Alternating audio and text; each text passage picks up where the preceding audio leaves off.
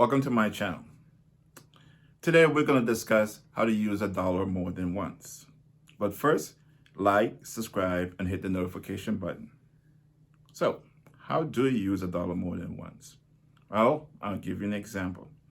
If you have $50 in cash, a $50 water bill, and a $50 credit card bill. So you have two bills to pay, and that are both $50, a total of $100, and you only have $50 in cash. How do you pay both bills? So some people would just pay one bill and let the other one go past due. Some people may take $50, pay $25 to each bill.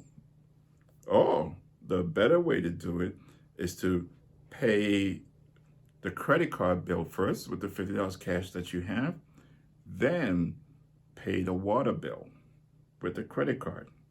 Both bills got paid with the same $50. Isn't that cool? Hopefully this information was helpful. If it was, comment below. If you have any questions about the strategy that I just explained, feel free to comment below. Like, subscribe, hit the notification bell. Thank you for watching.